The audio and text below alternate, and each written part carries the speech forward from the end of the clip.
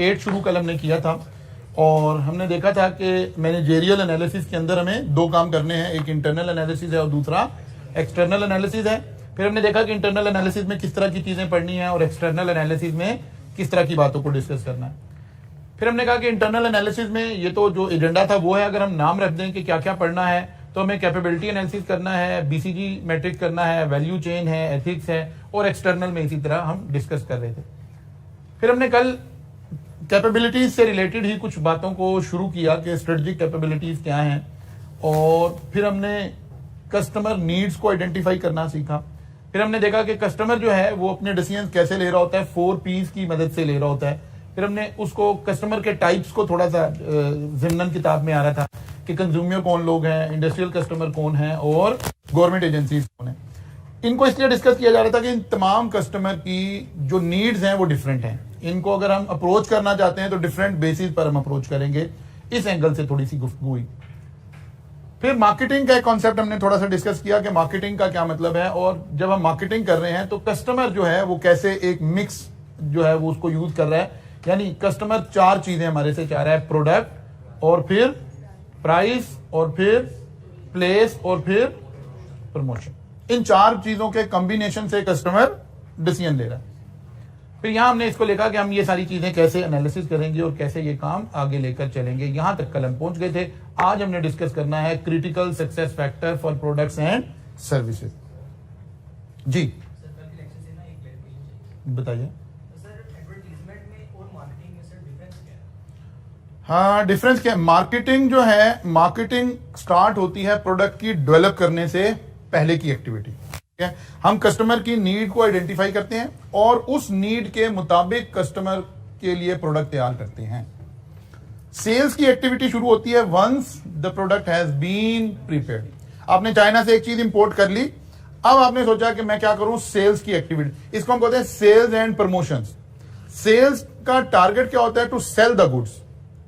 Marketing का target sell the goods नहीं होता, to fulfil the customer need. इसके अंदर फोकस का फर्क है। सेल में हमारा डायरेक्ट फोकस इंटरनल है, हम प्रोडक्ट को सेल करना चाहते हैं, कस्टमर को वो चीज बेचना चाहते हैं। मार्केटिंग में हम प्रोडक्ट वो बनाना चाहते हैं जो कस्टमर की नीड है, कस्टमर खुद ही खरीदने आएगा। उसका एक पार्ट है एंड वाले हिस्से में जाके। ठीक है ना। मार्केटिंग असल में जो ये कॉन्सेप्ट है ना, मार्केटिंग का कॉन्सेप्ट ये है कि आपने प्रोडक्ट नहीं सेल करनी, कस्टमर की नीड सेल करनी है। ये मार्केटिंग टेक्निक कस्टमर फोकस है और जो प्रमोशनल टेक्निक है वो ऑर्गेनाइजेशनल फोकस है। हमने अपनी नीड आइडेंटिफाई की। मसलन अब सीजन ऑफ हो रहा है, हमने देखा कि हमारे पास जो गर्मियों की प्रोडक्ट्स है उसकी इन्वेंट्री लेवल क्या पड़ा हुआ है। हमने देखा तो बहुत सारा इन्वेंट्री पड़ी है। हमने कहा सेल लगा दो, बाय 1 गेट 1 फ्री कर दें, फुला काम कर दें, ताकि हमारा जो हमें 1 साल अगर ये स्टॉक कैरी करना पड़ जाएगा तो हमारी कॉस्ट ज्यादा आ जाएगी।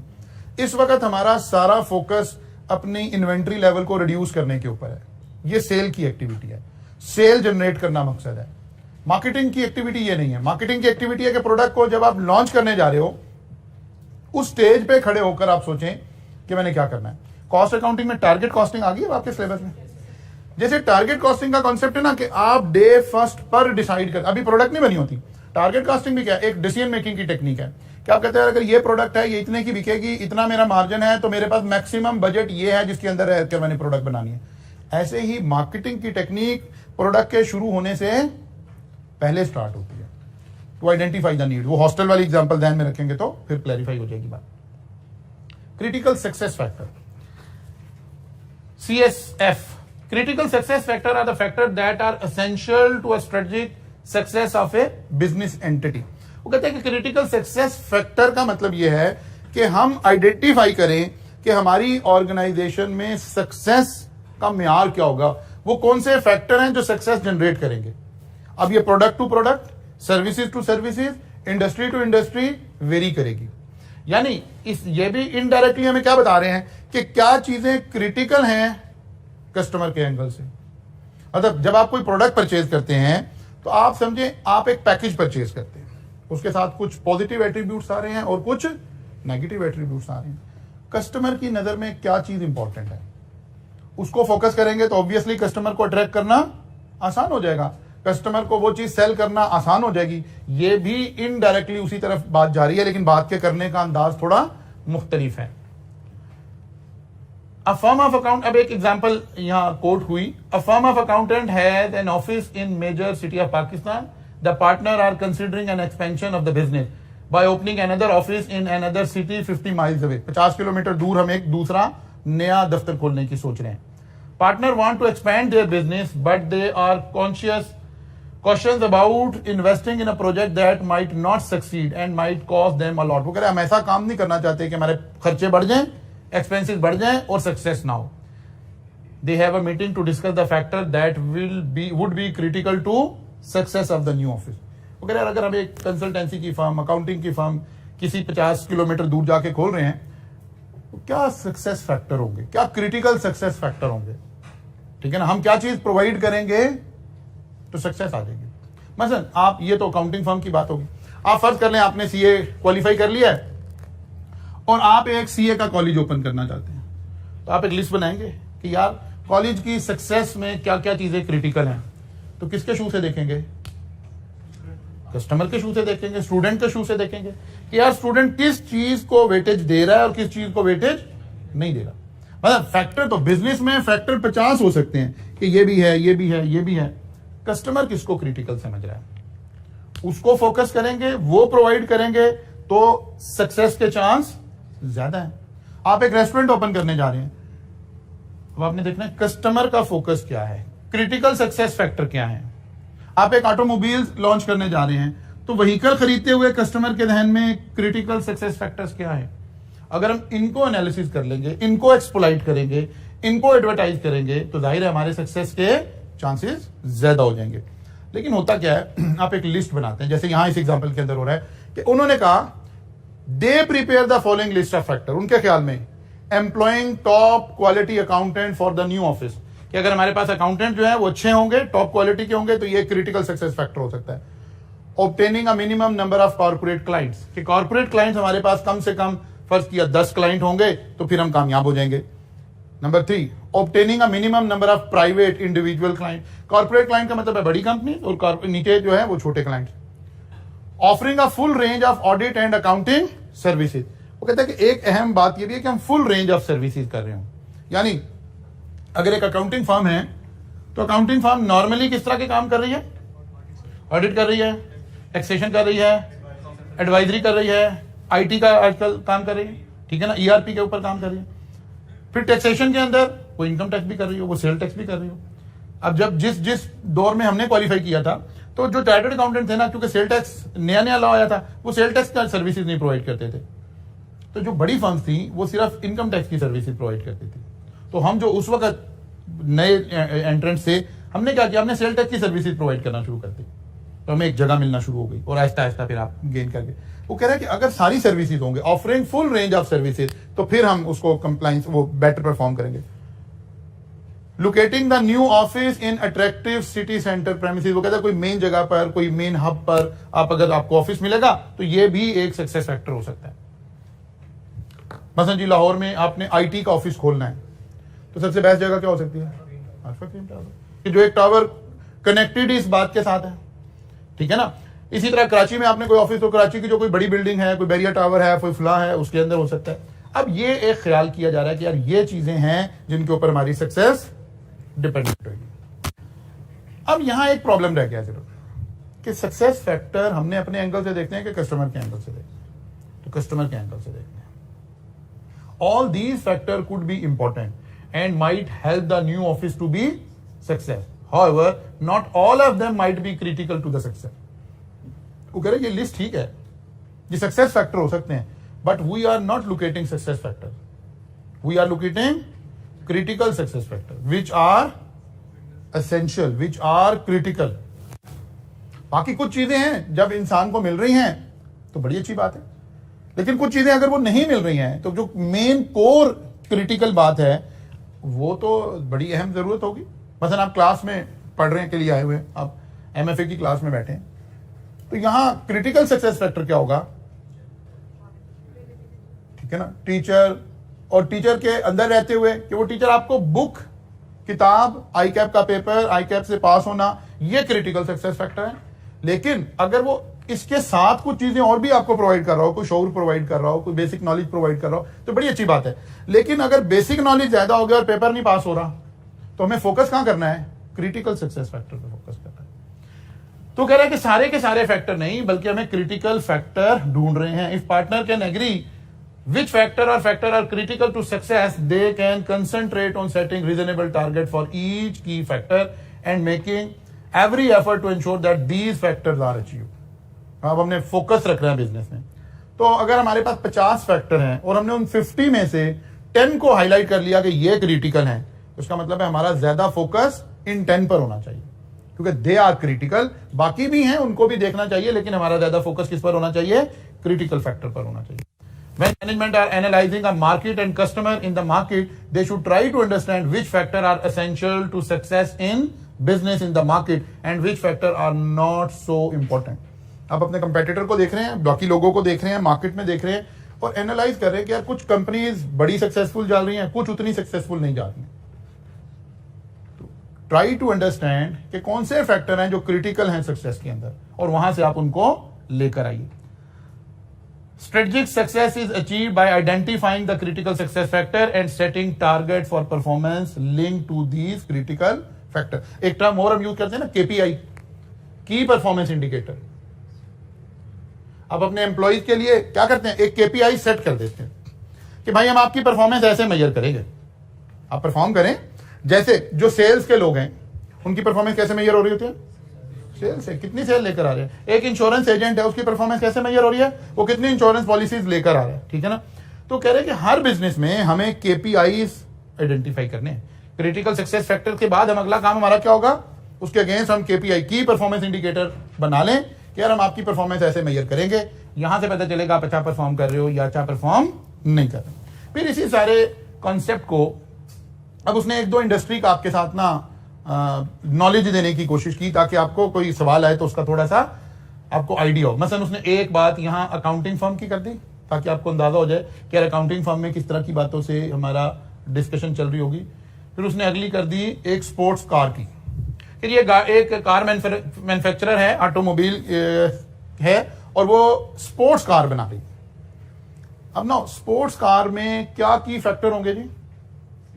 सबसे ज्यादा स्पीड और सेफ्टी, सिक्योरिटी और फ्यूल माइलेज। स्पोर्ट्स कार में नहीं, वेरी गुड, शाबाश। फ्यूल माइलेज नहीं।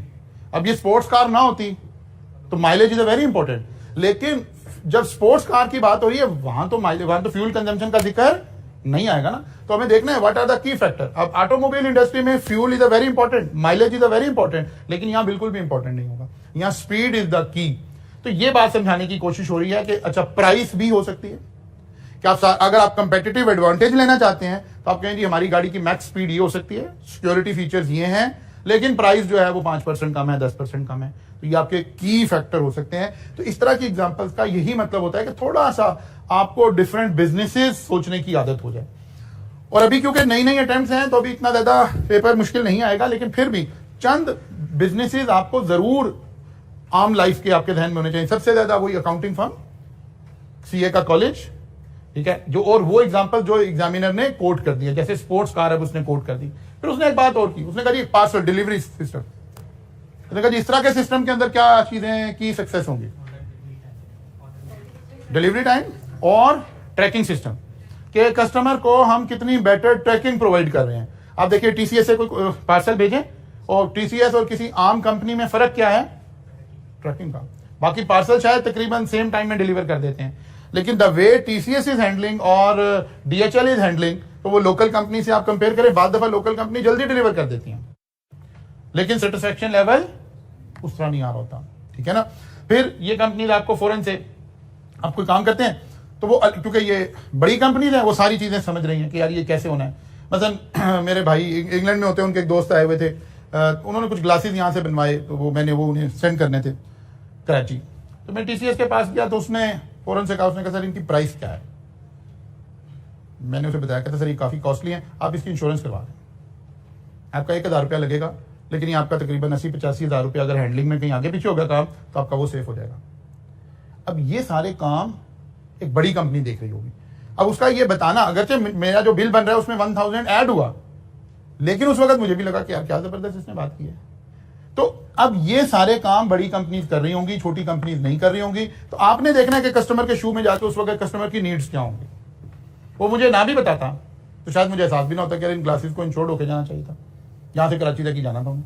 लेकिन अब एग्जामिनर यहां क्या चाह रहा है, आई कैप यहां क्या चाह रहा है, वो चाह रहा है कि आपके जहन में ऐसे बंद जहन के साथ ना आप बैठे हो, आपका जहन ओपन हो और आप चीजों के ऊपर अप्लाई करने की सलाहियत लगाएं। जैसे कि एक दो बिजनेसेस इसने बता दिए, अब एक आधा कोई आप खुद सोचे।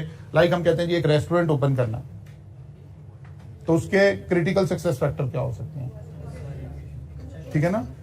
ये अब हमें सोचना है कि क्या क्या चीजें उसके अंदर हो सकती हैं। कोई सीए का कॉलेज खोलना है तो क्या हो सकता है, कोई और कोई बिजनेस सोचें शाबाश, कोई बेवरेजेस का बिजनेस करना है, ठीक है। अच्छा, फिर वो अब सारा कलेक्टिवली देखना है हमने। अब हमें देखना पड़ेगा कि अगर वो बिजनेस टीन एज से रिलेटेड है तो फिर उसके क्रिटिकल सक्सेस फैक्टर कुछ और हो सकते हैं। वो किसी और एज ग्रुप के लिए है, मिडिल एज ग्रुप के लिए है, तो उसके क्रिटिकल सक्सेस फैक्टर और हो सकते हैं। मकसद यहां सिर्फ यही है, इन 2-3 एग्जाम्पल को बुक में लिखने का मकसद यही है कि आप उस बिजनेस को थोड़ा सा विजुअलाइज कर सकते हो, थोड़ा सा लेकर सोच सकते हो। अवेलेबिलिटी, हमने वो देखा कि बेवरेजेस के अंदर जी क्या होगा, सबसे पहले तो टेस्ट, ठीक है ना। आपका मेन लीडिंग ब्रांड अगर मार्केट में है तो टेस्ट सबसे ज्यादा होगा, फिर अवेलेबिलिटी सबसे ज्यादा जरूरी, अवेलेबिलिटी, और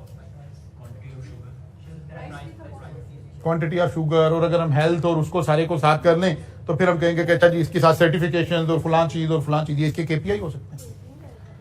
अच्छा जी, फिर वो कह रहे हैं जो केपीआई हैं, हमें की परफॉर्मेंस इंडिकेटर, ये हमें 3 जगहों पर इनको अपनी प्लानिंग के अंदर लेकर आना चाहिए। सबसे पहले कंपनी की स्ट्रेटेजिक पोजीशन मालूम करनी चाहिए, फिर नंबर 2 स्ट्रेटेजिक चॉइस, जहां आपके पास एक से ज्यादा चॉइसेस हैं उसमें से चूज करने के लिए, और फिर उसकी इंप्लीमेंटेशन के स्टेज पर। तीनों जगह पर हमें अपने केपीआई को इनकॉर्पोरेट करना चाहिए, इसके मुताबिक सोचने की आदत डालनी चाहिए। मसलन strategic position, critical success factor should be identified during the process of assessing strategic position. जब हम अपनी कंपनी की स्ट्रेटेजिक पोजीशन को आइडेंटिफाई कर रहे हैं तो उस वक्त हमें जरूर देखना चाहिए कि क्रिटिकल सक्सेस फैक्टर कौन से हैं और हम कहां खड़े हैं। Management need to understand the main reason why particular products और सर्विसेज आर सक्सेसफुल। जब तक हम अपनी मैनेजमेंट में, अपनी सोच में ये चीज नहीं ना लेकर आएंगे कि अगर कोई एक शख्स कामयाब है तो उसके पीछे कोई 1-2 फैक्टर ऐसे जरूर हैं जिसकी वजह से वो कामयाब है, तो हमें उनको आइडेंटिफाई करने की कोशिश करनी चाहिए, उनको इंप्लीमेंट करने की कोशिश करनी चाहिए, उनको ट्रेस करने की कोशिश करनी चाहिए कि एक ही तरह का बिजनेसेस हैं और एक शख्स कामयाब हो रहा है, एक शख्स नाकाम हो रहा है, तो ढूंढना चाहिए उसके हो कि आखिर क्या क्या चीज मिसिंग हो रही है जिसकी वजह से मैं नाकाम हो रहा हूं या साथ शॉप वाला जो है वो कामयाब होता चला जा रहा है। Critical success factor are important in the process of making strategic choice. A business entity should select strategies that will enable to achieve a competitive advantage over its competitor. These are strategies where entity has ability to achieve the critical success factor. हमें देखना है कि यार मेरे पास क्या critical success factor है जिसकी base पर मैं कंपेटिटर के साथ लड़ूंगा। वो कोई आपकी सर्विस की क्वालिटी हो सकती है, कोई सर्विस की अवेलेबिलिटी हो सकती है, कोई सर्विस की डिलीवरी हो सकती है, व्हाटएवर। आपने देखना है कि वो कौन से फैक्टर हैं जो मैं कंपेटिटर से बेटर हैंडल कर सकता हूं, फिर आप उसको अचीव करेंगे। Critical success factor are also important for strategy implementation. Performance strategy should be set for each critical success factor. वो कह रहा है कि जब आपने क्रिटिकल सक्सेस फैक्टर अगर 10 बनाए हैं ना, आपको लग रहा है ये 10 चीजें हैं जो ड्राइव कर रही है इस बिजनेस को, मसलन फिर एग्जामिनर ने ऐसी ही बात कर दी, फास्ट फूड की बात हो गई, रेस्टोरेंट की बात हो गई। अब रेस्टोरेंट में 2 बिजनेसेस हो गए, एक डाइन इन का और एक होम डिलीवरी का। अब डाइन इन के क्रिटिकल सक्सेस फैक्टर डिफरेंट होंगे, होम डिलीवरी के क्रिटिकल सक्सेस फैक्टर डिफरेंट होंगे। मसलन डाइन इन में क्या क्या चीजें क्रिटिकल सक्सेस फैक्टर में, एनवायरमेंट, एम्बियंस, लोकेशन, वहां की सर्विस, वो सारा कुछ, ठीक है ना। होम डिलीवरी में सबसे ज्यादा मेन डिलीवरी टाइम। अच्छा जी, फूड क्वालिटी, दोनों they are equally important in home delivery as well dine in. No, जब एक शख्स होम डिलीवरी करवाता है तो पहले से उसे पता होता है कि यार होम डिलीवरी में फूड उतना फ्रेश मेरे तक नहीं पहुंचेगा, अगर पिज़्ज़ा खाने लगे तो ओवन हॉट नहीं होगा, खाने लगे हैं तो वो बात नहीं होगी। वो कहता है लेकिन यार अब मैं जा नहीं सकता, कोई बात नहीं। इसका मतलब है इस बात पर उसने थोड़ा सा सेक्रीफाइस कर लिया 19-20, लेकिन अब उसके लिए फूड की क्वालिटी से ज्यादा डिलीवरी टाइम इंपॉर्टेंट हुआ, कितनी देर में आपने डिलीवर किया। तो एकदम फोकस स्विच हो गया। वो आप बैठे हैं प्रोग्राम बना रहे हैं, यार पिज़्ज़ा खाने चलते हैं, वो कहते हैं यार वहीं जाके खाना है, ऐसे घर आते तक तो पिज़्ज़ा ठंडा हो जाता है। अब जब आपने घर मंगवाया है तो इसका मतलब है आपने पहले ही इसको तो एक्सेप्ट कर लिया कि पिज़्ज़ा थोड़ा ठंडा भी होगा, वो थोड़ा सा सोगी भी हो चुका होगा, लेकिन आपने कहा यार जाना कोई नहीं, आपको कोई नहीं जा रहा, वरना पार्किंग मिल रही है ना, हम जा रहे हैं, घर मंगवाना है मंगवाना।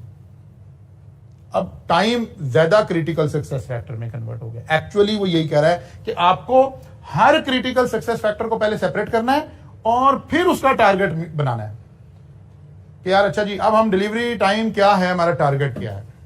वो कहता है जी विद इन 30 मिनट्स होना चाहिए। तो फिर इसको सेपरेटली ट्रैक करेंगे, सेपरेटली लेके चलेंगे, या कस्टमर को एंगेज कर लेंगे अपने साथ। बाद दफा हम क्या करते हैं, कस्टमर को एंगेज करके टाइम गेन कर लेते हैं। जैसे आप डाइनिंग में जाते हैं ना, आप जाके बैठे हैं, आपने ऑर्डर कर दिया है, अब वो क्या करेंगे, पहले प्लेट्स ला के रख देंगे, थोड़ी देर के बाद वाटर की बोतल ला के रख देंगे। थोड़ा थोड़ा आपको एंगेज किए जा रहे हैं ताकि टाइम गुजरने का एहसास आपका थोड़ा सा कम हो जाए। एट स्ट्रेच 15 मिनट वेट करना, और ये 5 मिनट की ब्रेक के बाद एक अच्छा होटल मैनेजर आपको इस तरह से मैनेज करके चल रहा होता है, इसमें बड़ा फर्क है। इसी तरह होम डिलीवरी आपने की, तो अगर रेस्टोरेंट ये करे कि जनाब उसने एक टाइम बोला कि इतनी मिनट्स में आपको 40 मिनट्स में डिलीवर हो जाएगा, फिर इसके बाद वो जब राइडर एक मैसेज आया आपको उसी मोबाइल के ऊपर कि जी आपका ऑर्डर अंडर प्रोसेस है, फिर वो बताया जनाब आपकी ये अमाउंट बनी है, आप पैसे निकाल लें, राइडर ऑन द वे है। अब यही टाइम जब ब्रेक हुआ ना, तो ये 40 मिनट्स बड़े आसानी से मैनेज हो जाएंगे। यही बात यहाँ लिखी हुई है कि अब आपने जो की फैक्टर है ना, आपने देखना हम इनको मेजर कैसे करेंगे और अचीव कैसे करेंगे। समटाइम हम टाइम नहीं रिड्यूस कर पा रहे, लेकिन हम कस्टमर को एंगेज कर लेते हैं अपने साथ, ताकि कस्टमर को फीलिंग आए कि ओके यार ये सब कुछ हो गया।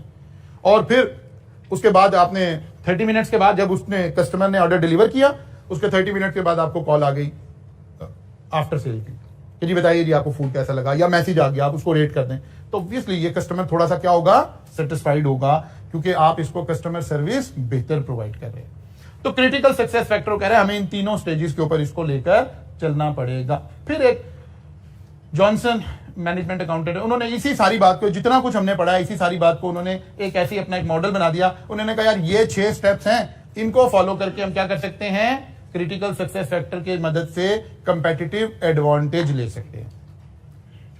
6 step approach to achieving competitive advantage through critical success factor. यही 6 बातें यहां दोबारा लिखी हुई हैं। Step number 1, identify the success factor that are critical for profitability. फिर आपको पता है एक चीज और, वो उधर नानसा वाले एरिया में आप लोग यकीनन डिस्कस कर रहे होंगे, सोर्सेज ऑफ फाइनेंस वगैरह पढ़ लिया, कॉस्ट ऑफ कैपिटल पढ़ लिया, तो वहां आपने देखा होगा लॉन्ग टर्म शॉर्ट टर्म का इंपैक्ट, ठीक है ना। ये लॉन्ग टर्म भी सोचना है और शॉर्ट टर्म भी सोचना है। इसी तरह जब आप कॉस्ट अकाउंटिंग पढ़ रहे थे, वहां पर आप शॉर्ट टर्म डिसीजन मेकिंग भी पढ़ रहे थे, लॉन्ग टर्म डिसीजन मेकिंग भी पढ़ रहे थे। वो कहता है क्रिटिकल सक्सेस फैक्टर भी आपने दोनों तरह से देखने हैं कि शॉर्ट टर्म में क्रिटिकल सक्सेस फैक्टर क्या है, लॉन्ग टर्म में क्रिटिकल सक्सेस फैक्टर क्या है। फिर आपको कोई एक चीज लग रही है कि यार ये बड़ा अच्छा इंपैक्ट देगी मेरे बिजनेस पे, लेकिन जाहिर है ये सारी चीजें पढ़ाने का मकसद यही है कि आप थोड़ा बेटर सोच सकते हो, बेटर एनालाइज कर सकते हो चीजों को। मसलन हमने अभी, क्योंकि एग्जामिनर अक्सर एक आधा सवाल वो जरूर डालेगा एजुकेशन की साइड से, आपने कहा जी आप सीए कर रहे हैं, आप कैफ 6 पढ़ रहे हैं, what are the critical success factor. ठीक है, बच्चा पास होना चाहता है, बच्चे को एक अच्छा टीचर चाहिए, एक अच्छा एनवायरमेंट, लंबी सारी लिस्ट है ना, विश लिस्ट 50 हो गई, इनमें से क्रिटिकल बात कौन सी है। ठीक है, अब जरा देखते हैं, हमने short term and long term impact को भी देखना है। हम कहते हैं यार ये जो बच्चा आया है ना, इन सारे बच्चों को आप फिजिकल क्लास भी दे दें और साथ ही ऑनलाइन एक्सेस भी दे दें। इस बच्चे को कहें यार बड़ा आसान है, आपने जो लेक्चर आज लिया है आप घर जाके इसको दोबारा सुन लें, रिपीट कर लें, आपको ऑनलाइन एक्सेस भी प्रोवाइड कर देते हैं। तो यकीनन अगर बच्चा इस एक्टिविटी को प्रॉपरली यूटिलाइज करे तो पास होने का चांस बढ़ जाएगा। पर्टिकुलरली लास्ट मंथ में आपको सारे लेक्चर दोबारा मिल जाएंगे, आप जो आपको रेलिवेंट चीजें रिवाइज करनी होंगी वो आप कर लेंगे। लेकिन स्ट्रेटजी, जब हम कह रहे हैं ना कि केपीआई को आपने स्ट्रेटजी के लेवल पर लाकर डिस्कस करना है, तो आपको अपने बिजनेस, खाली कस्टमर नहीं सोचना आपने। ये किताबों में हम ऐसे पढ़ा रहे होते हैं कि एक वक्त में एक चीज, नहीं, लॉन्ग टर्म, शॉर्ट टर्म। आपने साथ ही सोचना है कि यार अगर डे फर्स्ट पे हमने बच्चे को बता दिया और प्रोवाइड कर दिया कि जनाब आपको लॉगिन भी मिलेगा ऑनलाइन का और आप फिजिकल क्लास पे भी आएंगे, तो ये सीए के बच्चे हैं, कोई आम बच्चे थोड़े। ये कहेगा यार अच्छा फलां जगह से मुझे 16,000 का लेक्चर मिल रहा है, मैं फिजिकल पढ़ लूंगा, तुम मेरा ऑनलाइन ले लेना, 6,000 तुम दे दो, 10,000 मैं दे देता हूं, या 8,000 कर लेते हैं। तो वो जो आपकी ऑनलाइन की प्रोडक्ट है वो खराब हो जाएगी। Short term benefit versus long term benefit, आपने दोनों चीजों को एनालिसिस करना है। अब यहां स्ट्रेटजी बनाने वाले लोगों का सारा काम आ रहा है। ये क्यों हम सारा कुछ कर रहे हैं, कि देयर मस्ट बी स्ट्रेटजी। जब आप इसे स्ट्रेटजिक लेवल पे डिस्कस कर रहे होंगे ना, स्ट्रेटजी की फॉर्मेशन पे, चॉइस पे, कि यार ये स्ट्रेटजी बनाएं, नहीं यार ये ना बनाएं, इससे तो ऑनलाइन आपकी प्रोडक्ट खराब हो जाएगी। अच्छा यार ये कर लें, वो कहता है नहीं यार बाकी लोग कर रहे हैं, करना भी पड़ेगा। अब स्ट्रेटजी बनाएं कि कैसे ये बच्चा ऑनलाइन हम इसे दें भी और ये बाहर जाके सेल भी ना कर दे, उसको बनाएं।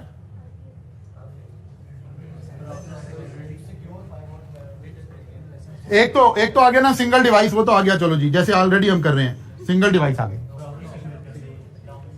सिंगल डिवाइस, एक बच्चा कहता है मैं सारे लेक्चर जाके कॉलेज ले लूंगा और ये बच्चा जाके सारे ऑनलाइन ले लेगा, फिर भी सेल हो जाएगा। सिंगल डिवाइस ने कुछ मसला हल किया लेकिन 100% हल नहीं किया। अगर लास्ट मंथ में कर दें तो काफी बेहतरी हो गई, लेकिन कंपेटिटिव एडवांटेज, अगर साथ वाले कंपेटिटर ने स्टार्ट में ही दे दिया तो कंपेटिटिव एडवांटेज तो नहीं आया। इसे कह रहे हैं कि कहां डिस्कस करें इन सारी बातों को। स्ट्रेटजी बनाने के मौके पर बैठे जो स्ट्रेटजी मेकर हैं वो बैठें, देखें क्या क्या सोल्यूशन है, कैसे लेके चलेंगे, ये वाली बात कैसे एड्रेस करेंगे, ये वाली बात कैसे एड्रेस करेंगे, कंपेटिटर क्या कह रहा है। अच्छा कस्टमर को ये चाहिए तो है, क्रिटिकल भी है, लेकिन हमारा बिजनेस ही ना इससे ठप हो जाए, तो ये सारा कुछ हमें देखना पड़ रहा होगा। ठीक है ना, तो फिर पता चलेगा कि नहीं यार अगर ये इसका हल तो कोई ना कोई होगा ना, हल तो कोई ना कोई होगा। तो अब आप कहेंगे कि नहीं सर एक हल इसका ये है कि आप बच्चों को बताएं कि यार आपको डे फर्स्ट से ये सारा कुछ मिलेगा, ऐसे ही चलेगा। लेकिन थ्रेट क्या है कि ये बच्चा खुद यूज नहीं करेगा और किसी को सेल कर देगा।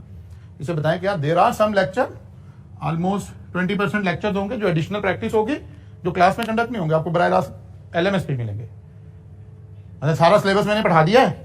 अब अगर ये पॉलिसी पहले से बनाई और टीचर उस पर ऑन बोर्ड था, तो टीचर ने कहा कि यार ओके 10 to 15% लेक्चर वो होंगे जो मैं क्लास में एक्स्ट्रा प्रैक्टिस होगी, ताकि फिजिकल क्लास भी डिस्टर्ब ना हो और उस बच्चे को उस वक्त ही रियलाइज कराया जाएगा कि नहीं बेटा वो भी बड़ी इंपॉर्टेंट बात है, और वो आपकी क्लास नहीं होगी क्योंकि क्लास में तो मेरे पास लिमिटेड आवर्स हैं, लेकिन मैं चाहता हूं मैं आपको इससे ज्यादा पे करूं, इससे ज्यादा काम करवाऊं आपको, वो आपको वहां मिलेगा। अब ये बच्चा थ्रेट में आ जाएगा, वो कहेगा नहीं अगर मैंने अपना लॉगिन उधर दे दिया तो मेरा तो 20% कोर्स खराब हो जाएगा। ये बात डिस्कस हो रही है कि जब आप कोई की परफॉर्मेंस इंडिकेटर को लेने लगे हैं, कोई काम करने लगे हैं, तो स्ट्रेटेजिक लेवल पे बैठकर पहले डिस्कस करें कि उसके इंपैक्ट आपके बिजनेस के ऊपर क्या आएंगे, कहां कहां आप हिट होंगे। वो कह रहे हैं कि भाई सबसे पहला स्टेप है आप identify the success factor that are critical for profitability long term as well as short term.